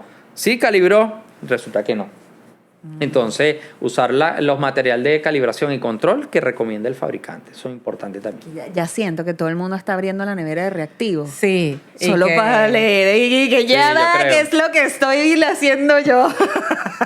Sí, pero de verdad que es un tema. De hecho, yo mostraba en esa ponencia unas encuestas que se hicieron en un congreso del Grupo CLAP, que es el latinoamericano, latinoamericano. Y era increíble porque la torta eran como 8 pedazos. O sea, por lo menos con respecto a las metodologías, había una variedad de metodologías que usaban y estaban participando como 300 laboratorios en Latinoamérica. O sea, era una cosa bien estadísticamente significativa. Latinoamérica unida en este tema otra vez. Y donde, bueno, el que tenía mayor peso era la turbimetría, justamente por la facilidad, el tiempo de respuesta corto, que es bastante sencillo. Y no hay monofluorescencia seca, que es como... También era el segundo en la torta. Después venía aglutinación, después venía lisa por allá abajo, un poquito más chiquito, porque poca gente usa lisa. A nadie le gusta la lisa. Y así. Igual con las unidades. Es una mierda. Yo sé, yo entiendo. Y las unidades pasaba lo mismo. Cuando decían, la pregunta era, ¿en qué unidad reporta usted el dímero D en su laboratorio? Bueno, la torta como 10 unidades. Exacto, microgramos por nanogramos, microgramos por decilitro, por mililitro. Era una locura. El que más tenía más peso eran nanogramos por ml, que según la literatura es como la unidad que más se acerca al sistema internacional de unidades. Okay. Más, había muchísimas unidades. Entonces, ¿qué es lo que yo digo? Oye, ¿por qué, coño, qué le cuesta a los fabricantes? Rico, vamos a hacer un foro. Pónganse de acuerdo. Siéntate en una mesa, coño, yo sé que cada quien diseña su ensayo de acuerdo a lo que mejor le parece, lo que dice su asesor, no sé. Pero, coño, sentémonos todos, coño, sí, vamos a hacer toda esa vaina en nanogramos ml y le quitamos ese dolor de cabeza a la gente. Pero yo creo que eso tiene que ver con las sociedades internacionales. O sea, las sociedades internacionales de hemostasia y medicina transfusional, la que les dé la gana, la que quieran hacerle el consenso, entonces empiezan a dictar la pauta al respecto. Yo creo que es eso. Pero nos afecta y nosotros tenemos que estar al tanto de eso. Total, porque y más creo que en Latinoamérica, porque como bien dijo Diego, pues la dispersión era bastante importante. Se ve que, sobre todo en esa época, pues lo que te llegaba era lo que tenías que usar. Es que en época de COVID fue... Ahorita es que tú te puedes poner un poco más exquisito y decir, bueno, yo trabajo por inmunofluorescencia y te compras tus 3 cajas de... ¿Y sabes cuánto hay? No, porque es que la diferencia en estadística de lo que te llega de dímero D, chama, es una cosa que no tiene sentido. Claro. O sea, a mí me tocó la cola del COVID. O sea, yo hice cola del COVID y después, bueno... la normalidad, por así decirlo, y ya ahorita me llega el mes 1. Y en época COVID era, no sé... Sí, ya se normalizó. Sí, 20 diarios. Sin embargo, el consumo quedó un poco más alto de lo que era antes del COVID. Sí, por justamente los seguimientos y la gente comenzó a verle como más la utilidad para... Lo descubrieron, diría yo. Sí, yo creo que lo descubrieron. Le dijeron, bueno, mira, esto también tiene relevancia para esto, sobre todo porque la TBP fue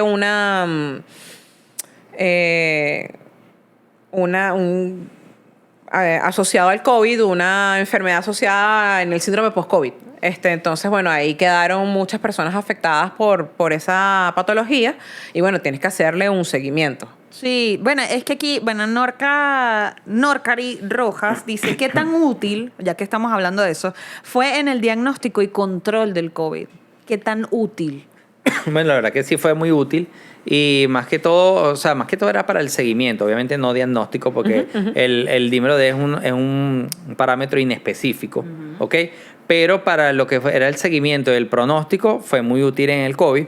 De hecho, por ejemplo, valores elevados de dímero D al ingreso y durante los días de hospitalización de un paciente COVID era un marcador negativo, un predictor negativo de mal pronóstico, ¿no? Sí. De que una vez que entraras con un COVID elevado y en tus días de hospitalización o de terapia intensiva fuera aumentando el COVID, eso era totalmente un factor predictivo negativo.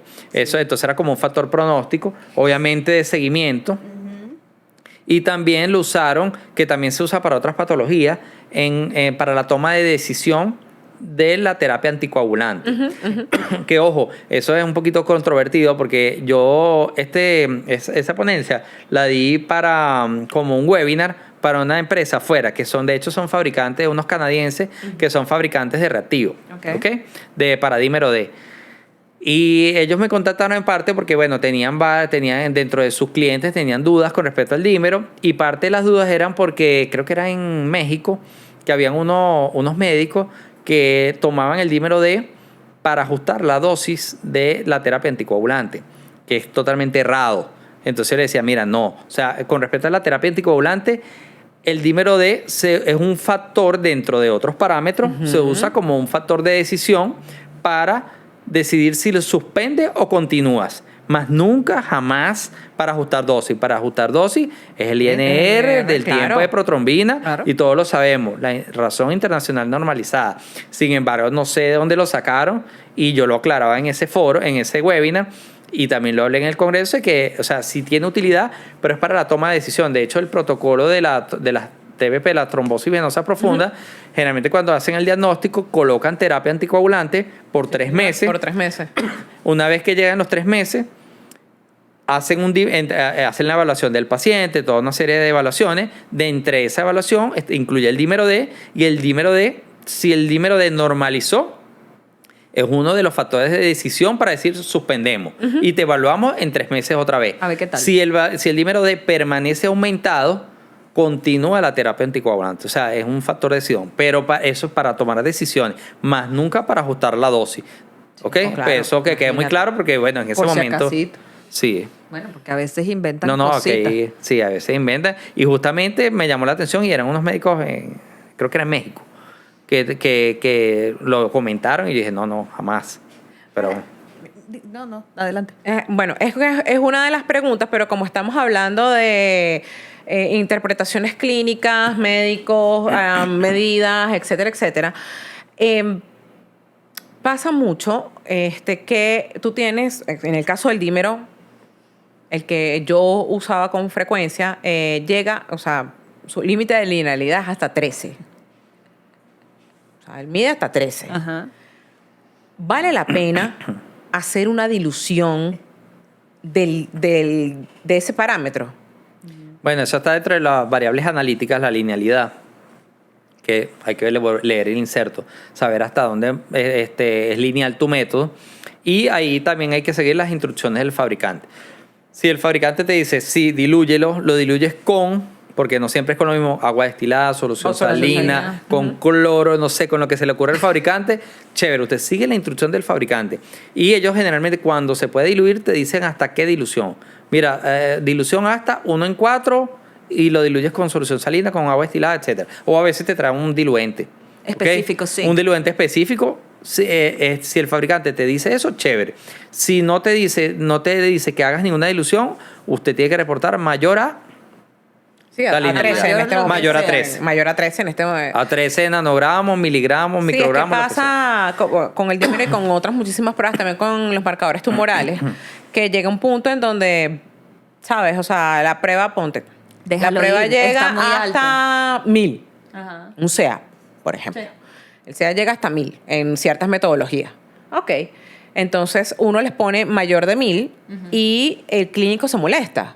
Sí, no, pero entonces, mi método no llega más allá. No puedo, lamentablemente. No, pero es que es como que mayor de 1000. ¿Cuánto es mayor de 1000? ¿Qué tengo que hacer yo? Porque entonces yo con esto, esa es mi base. O sea, yo entiendo sus razones, pero tú tienes que entender las mías en las que yo tengo una limitación por prueba. Una limitación técnica, porque es una limitación técnica. A mí me encantaría poder arrojar un número, pero yo no puedo ponerme a inventar. ¿Qué tanta diferencia hay? O sea, si ya sabes que hay o sea, volviendo al dímero D, si el dímero D está, como dice Andy, en 10,000, déjalo ir. O sea, está mucho más allá de lo que yo pueda medir. Y si lo diluyo y está mucho más allá de lo que yo pueda medir, o sea, actúa en consecuencia a eso. ¿Qué diferencia va a haber? Lo que pasa es que su diferencia... Bueno, a veces para el seguimiento, que a lo mejor él necesita esa base, ese piso. Bueno, yo comencé en 35,000 de dímero de hora. Tengo 30,000, coño, está mejorando.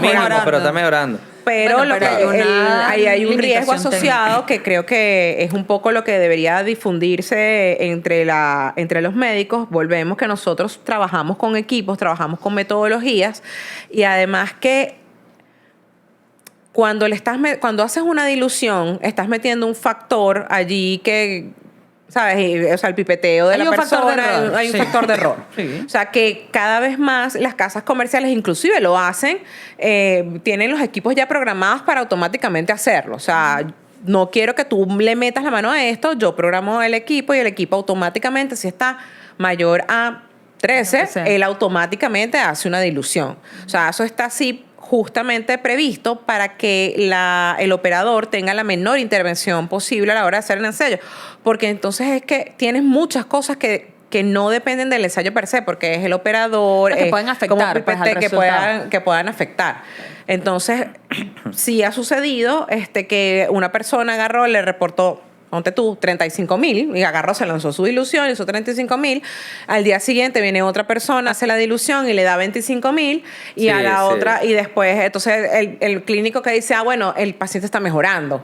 Ok, el paciente está mejorando, chévere, no sé qué y tal, pero viene al día siguiente el primero, y le vuelve a dar 35,000. Entonces, claro, viene el clínico. Empiezan el zaperoco. Exacto, armate el zaperoco de que por qué, que cómo es posible, que si estaba en 25, ahora reportaste otra vez 35,000, y es como decirle, mira, o sea, esto tiene una limitación técnica que yo estoy tratando de hacerlo lo menos posible, pero eso se escapa de mis manos, ¿no? Y que en esos, cuando son valores tan altos, una mínima lectura pueden ser 1,000, 2,000, 3,000, 4,000 más. Exacto. Y en ese sentido yo vuelvo a lo que dije al principio, que tú tienes que escoger tu metodología de acuerdo a la población con que trabajas. Si tú trabajas en un hospital tipo 4, donde tienes un pocotón de pacientes que están en malas condiciones, que están en una terapia intensiva o en una unidad hematológica, donde tienes pacientes con neoplasias y que van a tener problemas de coagulopatía, etcétera, tú tienes que tener una metodología que se adapte a tu población. Entonces, si tú tienes una población de pacientes que muchos puedan tener dímeros D altos, muy elevados, tú tienes que manejar una metodología que tenga una linealidad alta para tratar de cubrir esos pacientes y un tiempo de respuesta adecuado a ese tipo de pacientes. Si tú sabes que en 15 minutos tienes al médico reventándote la puerta, tú no puedes montar por un ELISA, hermano. ¿Cómo vas a montar un ELISA si en 15 minutos tienes al señor dándote golpes en la puerta, prediéndote el resultado? Imposible. Entonces tú tienes que elegir una metodología que se adapte a tu ritmo de trabajo y a los pacientes que tú manejes. Ya lo hemos dicho varias veces, el uso pretendido. A lo mejor, exacto, a lo mejor esa metodología de 13 para ese tipo de pacientes no sirve. A lo mejor hay una metodología que llega a 100. Coño, exacto, se me adapta mejor a mis pacientes, vamos a elegir. Entonces ahí es donde uno, con su conocimiento técnico, tiene que agarrar el personal de compras, muchas veces en los hospitales o en clínicas, depende de un personal de compra, decirle, mira, no, ese es el más barato, pero ese no me sirve. A mí me sirve coño, es más caro, lo siento, pero es el que me sirve a mí para darle una respuesta adecuada a los pacientes y que el médico, que al final es el consumidor final del resultado, esté de acuerdo o esté conforme con el resultado. Todo en el bienestar del paciente también, claro, porque siempre ese es nuestro trabajo y nuestro gol final, además de la parte económica para los que... Claro, o sea... Sí, pero es que al final vas entonces a gastar doble cartucho.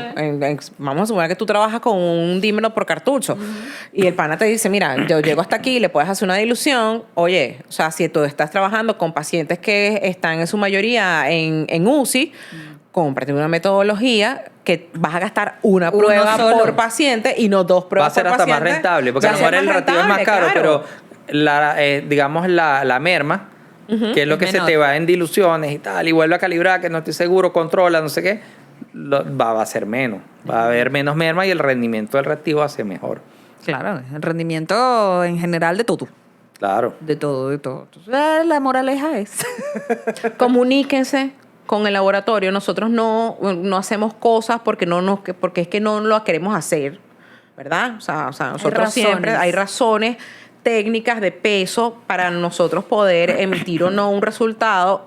Y entiendo, porque también ser médico no es fácil. No. Porque tienes a la responsabilidad de la vida de la persona, a pesar de que todos participamos allí en preservar esa vida, pero también es el que le da la cara al familiar. Al familiar, ¿no? Que es como la mayor entonces, presión. Exacto. Entonces tienes ahí al familiar del paciente, está tu propia presión como médico en querer que esa persona mejore. Sí. Pero entonces baja y habla conmigo. O sea, habla con tu bioanalista. Ser bioanalista tampoco es fácil. Exacto, porque nosotros tenemos que entregarte todo a la hora que tú quieres. Siempre que haya comunicación en todo el equipo de salud, las cosas van a funcionar. Van a fluir mucho mejor. Y yo te pudiera explicar, bueno, mira, te reporté 1000 ayer porque el que tenía leí hasta 1000, pero hoy te puedo reportar es hasta 2. Porque el que tengo hoy es hasta 2. O sea, no es el deber ser, pero bueno. Pero también es lo que tengo en este momento. Ajá. O sea, vamos a hacer todo lo posible para otra vez tener el de 1000, si es el que más te gusta. O es el que se adapta a las necesidades. O es el que se adapta, pues. Pero básicamente, sí. O sea, porque es eso. Como ya vienes con una metodología en donde tú reportas hasta cierto rango de referencia, ellos inmediatamente o sea, lo ven, y luego cuando están haciendo la historia, que están registrando los valores, entonces comienzan y que ya va, pero el tipo tenía ayer 1000 y hoy tiene 2, o sea, esto no me cuadra para nada. Sí, ahí tratar de usar el mismo método para el seguimiento para evitar eso. Para evitar eso, porque, o sea, ¿qué hago? O sea, vamos a suponer en el caso del dímero, o sea, ¿qué hago? O sea, el tipo va para atrás, el tipo está mejor. A lo mejor, entonces, numéricamente está mejor, pero clínicamente tú ves que el señor está boqueando. Entonces, el clínico te dice, no puede ser 2 más nunca, pero es que, chamo, ya va, o sea, ve la magnitud. Y también está de parte del bioanalista informarlo, ¿sabes? Porque a veces también entiendo que hay personal en el laboratorio que tiende a ser prepotente. Entonces, como que, bueno, pero que vea las unidades. Y yo, pana, pero tú no puedes levantar el teléfono y llamarlo y decirle, mire, doctor, le estamos reportando, vamos a cambiar de metodología. Y ahora, en vez de 100, o sea, esto no llega hasta 100, esto llega nada más hasta 2. Pero porque son metodologías diferentes. Y entonces él verá cómo puede hacerlo, pues. Y si tú le explicas al médico en este caso, seguro con una buena explicación lo va a entender. Seguramente, claro, a lo mejor los médicos, su fuerte no es la bioquímica ni las matemáticas tampoco, pero seguramente es algo que va a entender. Y bueno, y se va a poder manejar. Sí, y bueno, y de parte del laboratorio está en ser constante. O sea, si ya cambiaste de metodología, quédate ahí. Trata de quedarte ahí. Trata de quedarte allí, porque estábamos hablando de un periodo muy particular que fue COVID, que fue una locura. Desde todos los puntos de vista. Pero yo creo que ya ahora con la vida normal... No sé, porque está mucho el tema del gerente de compras. Pero sí se ha estabilizado mucho el mercado. Sí se ha estabilizado el mercado. Sí. Es cuestión de que los gerentes de compras entiendan. O sea, porque ella que es su propia gerente de compras... Exacto. Para ella está bien. O sea, para todos los bioanalistas que son sus propios gerentes de compras. Que, ¿sabes? Te preguntas y que, ¿vale la pena? Sí, vale la pena. No, pero a veces uno se echa, yo estando yo conmigo misma. Claro, porque es que, ¿sabes? Tengo mis conflictos conmigo. Tienes tus conflictos, claro, porque a nivel monetario. Si a ti te pasa. Sí, claro. A nivel monetario tú dices, coño, pero no solo a nivel monetario, sino que, bueno, o sea, le toca a uno hacer unas revisiones exhaustivas de por qué sí, por qué no, y entonces tienes tu doble yo. No sé si a ti te pasa igual. Pasa que a lo mejor, mira, yo vengo utilizando esta metodología, me funciona chévere, estoy casada con ella, oye, chévere, pero resulta que a mí me costaba $200 y el proveedor ahorita la subió a 600. Por eso. Oye, también ya pasa, va. Aquí. Sí. Y que espérate. Espera un momento, ya va. Vamos a evaluar el mercado de nuevo. Y de repente consigues un dímero al mes. De repente te volteas, ves para los lados, ves el mercado y dices, mira, esta tiene más o menos las mismas características, mide lo mismo, es la misma unidad, la calibración es chévere, el tiempo de respuesta es similar y me cuesta 100. Oye, chao. Me voy para acá, pero hago un corte. Mira, no estoy haciendo seguimiento a ningún paciente. Puedo hacer el cambio. O de repente compro por aquí, pero guardo un poquito de esto todavía para los pacientes. Los seguimientos que estoy haciendo por aquí. Y bueno, ya se me acabó. Ya no estoy haciendo seguimiento con ningún paciente por aquí. Bueno, voy a migrar a este. Y si, por ejemplo, estás en una institución de salud, un hospital, una clínica, y tú sabes que el médico fulanito de tal es un consumidor asiduo del dímero D, usted lo llama, mire, doctor fulano, mire, cambie la metodología para el dímero D. Por un tema de costo, pero esta metodología es similar, es la misma técnica, el intervalo de referencia, bueno, varió, ahora es de tanto a tanto, el tiempo de respuesta es tanto y la unidad es tal. Coño, no es lo mismo que tú se lo informes a que el médico le mandes el primer resultado y el tipo entre en shock. Oye, claro. ¿Qué pasó? Esto iba de 500 a 1000 y ahora va de 5000 a 10 o de 0 a 2. ¿Qué pasó aquí? La respuesta va a ser cámbiate de laboratorio. Exacto. Esa va a ser la cámbiate de laboratorio o va a venir con 2 piedras en la cabeza de que, pero bueno, ¿cuál es tu jueguito? ¿Cómo es que? Y tú que, pero ya va, hermano.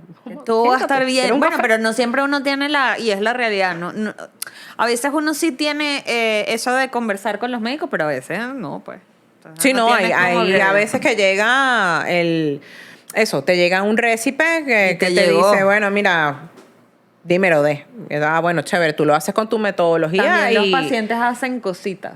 Y también es importante que hay laboratorios que lo hacen, otros no, que es importante en el pie de página o al final del análisis colocar la metodología. Ensayo realizado por inmunoturbimetría automatizada, ensayo realizado por inmunofluorescencia seca. Eso es importante también, que habrá médicos que no le paran o no lo entienden, no le prestan atención, pero hay otros que sí, y a lo mejor teniendo 2 resultados, y leyéndolo con detenimiento pero es que mira, esto tenía una metodología y este tiene otro. Por eso es que estoy viendo esta diferencia. Distintos. Entonces a veces es importante en los reportes colocar la metodología que se está usando también. Hay software que te lo permiten, hay software que no. Sí, o como una observación. Vamos a poner nuestras queridas observaciones. Que las observaciones a veces son otro reporte. Sí, exacto. Es que, querido paciente, te cuento que... Sí. Bueno, pero en verdad lo que uno reporta es literal, es una historia para alguien. Que la leas por números o que la leas escrita como querido diario es distinto, pues. Sí, pero es importante colocarlo. Ok, bueno, eso es en cuanto a la posanalítica. Se acabaron todas las preguntas de la gente. Ya las hicimos completas. Wow. Y no sé cuánto tiempo llevamos. 1 hora. Llevamos 1 hora. Hora y 20. ¿Viste que sí teníamos que hablar bastante? Teníamos que hablar bastante. Pero ¿tienes alguna otra cosa que quieras conversar? Bueno, lo otro que yo converso en este tema es los usos. Hablamos un poquito del COVID. Claro, el COVID es como se hizo famoso entre los usos, pero hay otros usos que se le da al dímero D, usos clínicos, que de hecho eran los mismos que se le dan antes del COVID, ¿okay? Que era realmente para lo que se diferencia. Para lo que se usaba, que bueno, después el COVID era dímero D asociado a COVID, pero realmente hay otros usos. Está principalmente la trombosis venosa profunda y evaluar la recurrencia, ¿okay? De la trombosis. Por eso es que luego de la terapia se realiza el dímero D y que haya un aumento del dímero D, digamos que es un factor pronóstico negativo de que tengas una trombosis recurrente. Entonces, bueno, ajustan terapia anticoagulante, colocan otros tratamientos, etc. Eso es uno, la trombosis venosa. En la CID es importantísimo, coagulación intravascular diseminada, que es una complicación de sepsis, de enfermedades e infecciones graves, se ve en pacientes en cuidados intensivos, que puede ser una complicación que se desemboca en la muerte, ¿no? Y que el diagnóstico se hace a través de, hay como un cuadro, ¿okay? Que incluye 5 parámetros para el diagnóstico de CID. Uno es el dímero D, otro es las plaquetas, fibrinógeno, el PT, y se me está yendo uno, o creo que son esos 4. La prolongación del tiempo de protrombina, el PT, valores de fibrinógeno, plaquetas y dímero D. Entonces se evalúan esos 4 parámetros y eso se le da como un score. Y de acuerdo al score se hace el diagnóstico de CID. Entonces en la CID es importantísimo el dímero D. También en algunas otras complicaciones trombóticas, que si disección aórtica, algunas enfermedades de hemostáticas, ¿no? Y porque, bueno, es un parámetro que evalúa toda la hemostasia, como lo vimos al principio, desde la activación de las plaquetas, toda la cascada de coagulación y la fibrinol. Es decir, si tú tienes aumento del dímero D, eso indica que se activó la coagulación, se activó la fibrinólisis y estamos viendo un producto de degradación de la fibrina. Entonces evalúa toda la hemostasia completa. A mí en tiempos de COVID me costó mucho entender por qué el dímero D era un marcador de cronicidad o de seguimiento de los pacientes. Me costó mucho porque para mí, mi configuración era seguimiento de trombosis porque es un producto de degradación. Y me tuve que estudiar un par de papers que tenía que ver con todo un tema de las pulmones y no sé qué. Lo que pasa es que es por el proceso inflamatorio. Ajá. Es el proceso, o sea, la fisiopatología del COVID y el dímero D es que, bueno, en el COVID hay un proceso inflamatorio multisistémico que termina en una lesión endotelial, ¿verdad? Eso hace que aumenten todos los parámetros proinflamatorios, no solo las citoquinas, interleuquinas, todo lo que conocemos proinflamatorio, sino que aumenta el fibrinógeno, aumentan algunos factores que activan la coagulación, como el factor tisular, y una serie, hay mayor generación de trombina, entonces activa toda la coagulación. Luego de la coagulación se forman como trombos en la microcirculación, sobre todo en la microcirculación respiratoria. Sí. Y entonces todos esos trombos que se van formando, bueno, luego viene el sistema fibrinolítico, lo degrada y aumenta el dímero D. Entonces es parte de eso. Pero bueno, es todo un complejo sistema donde están involucrados las células blancas, tanto monocitos como neutrófilos, está involucrado todo el endotelio, todo el daño endotelial que hay allí. Obviamente la cascada de coagulación, las plaquetas, un proceso complejo, ¿no? Multisistémico, pero que al final de cuentas desencadena un proceso inflamatorio que va con aumento de productos de degradación de la fibrina, en este caso el dímero D, y aumento de otros factores proinflamatorios, ¿no? Por eso, digamos, bueno, en el COVID es leucocitosis, aumenta la ferritina, aumenta el fibrinógeno, aumenta la PCR, todos los reactantes de fase aguda. Sí, interleuquina 6, todo. La interleuquina 6 también se puso de moda. Sí. Que creo que ya no tanto. No, creo que la gente aprendió, bueno, los clínicos aprendieron capaz antes no lo hacían por un tema primero de disponibilidad y ahora saben que en la mayoría de los laboratorios por lo menos una interleuquina 6, sobre todo cuando estás yo todavía tengo reactiva de con pacientes críticos. UCI, UTIN, entonces, ¿sabes? A veces la piden. Sí. Pero puntual. Eres muy puntual. Pero ya saben que no es ajeno al laboratorio. Que existe. Que existe, exacto. Que lo pueden pedir. No todos los laboratorios lo montan, pero por lo menos los laboratorios, algunos lo montan todavía. Sí, lo que sí es que, oye, si usted va para un laboratorio y le ofrecen un dímero para 5 días, yo creo que ese no es. Sí. No, eso es una prueba. De hecho, aquí, gracias a Dios, no se ha popularizado, pero en otros países sí, el tema de los point of care, de los POCT. Sí. Ajá. En otros países es bastante popular. Y bueno, también tienen problemas porque el point of care generalmente es operado o por un médico, o por una enfermera, por alguien de terapia respiratoria, etcétera, y sabemos que no es el personal adecuado o el profesional adecuado, aunque son dispositivos bastante sencillos, si tienen variables analíticas, si hay que considerar varios factores que muchas veces no los consideran y a veces tienen errores por eso. Pero en otros países tú ves los equipos de estos de point of care en los quirófanos, en las unidades de cuidados intensivos, y son aparatos que te dan un dímero D en 2 minutos, 4 minutos. Máximo. Pero bueno, quizás no tienen la mejor sensibilidad, hay variables preanalíticas, analíticas y posanalíticas que tienes que considerar, y muchas veces no es el profesional adecuado, lo sabemos, y no las consideran. Entonces, donde vienen los errores, donde vienen las confusiones. Gracias a Dios aquí eso no es muy popular. Sí. No digo que no haya, quizás algunos sitios lo tienen, algunas clínicas, pero no es popular. Pero en otros países sí son muy populares. Gracias a Dios eso aquí no. Y además que nos quitan el trabajo, ¿vale? No, manda tu muestra al laboratorio, paga tu plata. Pero es que no, igual es un rollo, porque entonces fíjate que si están en pleno quirófano, por ejemplo, y le están haciendo Lo que sea. Lo que sea, y están midiendo dímero D, entonces si tienes el point of care, salen tanto. Entonces, agarras, cierras a tu paciente, no sé qué, mandas a tu paciente para hospi, pero ¿a quién le cae la determinación? El control a los negros. Claro. Y Entonces, muchas veces no es comparable no con el es comparable con el otro, entonces empieza Es que no es. otra vez. Que no, pero es que claro Empezó que Cristo a no, padecer porque... otra vez. Y uno y que, señor... Ya hablamos que peras con manzana no se comparan. Usted tiene manzana, yo tengo pera. Pero eso es una fruta. ¿Y tú qué? Pero no es la misma fruta. Exactamente. Me encanta. Y que usted tiene manzana, yo tengo pera. No es la misma fruta, coño. Sí, es que son frutas, sí, pero no es la misma fruta. Tal cual. Eso es así. Bueno, nada.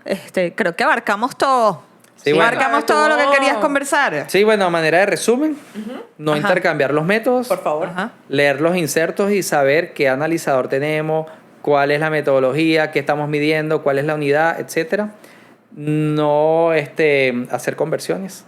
La CLSI te dice que no hagamos conversiones, no intercambiemos los métodos, hagamos los seguimientos siempre por la misma metodología y tomemos en cuenta las variables preanalíticas, analítica y posanalítica. Y en caso de que hagamos algún cambio de metodología, algún cambio que generalmente va a venir con un cambio de unidad de medición y un cambio en el cutoff y en el intervalo de referencia, entonces, bueno, comuniquémoslo previamente. En la medida de lo posible. En la medida de lo posible y evitemos confusiones y bueno, y que son confusiones que a veces son mortales. A veces pueden colocar un anticoagulante que no deben colocar, exacto. a veces pueden suspenderlo cuando no lo tienen que suspender y bueno, obviamente eso va en contra de la vida del paciente. Entonces, a manera de resumen, básicamente es eso. Bueno, listo. Yo creo Ya, que ya aquí se resumió todo. Bueno, ya está muchachos, listo. ya terminamos entonces este capítulo número 41. Sí, tuve mi bajón, pero ya después saben que me activé. Se amarró el pelo, todo. Exacto, Ya. me recogí el Lo certifico. cabello. Exacto. De verdad que hubo un momento ahí crítico, pero ya estoy mejor. Y bueno, nada, nos vemos entonces la próxima semana. Gracias por vernos, muchachos. Recuerden seguirnos por todas las redes sociales, suscribirse, darle a la campanita, darle al like a todo, comentarnos, compartirlo con la gente que quiera y con la gente que le pueda ser útil. Sí, súper también. importante. Siempre traemos aquí lo mito, ¿vale? No es porque sea mi amigo. Exacto. Gracias, Ale, gracias por lo... Y métanse en la página web www.sangresudoryypipetas.com/cursos porque se vienen más por allí. Besito, muchachos. Chao. Bye, bye. Gracias.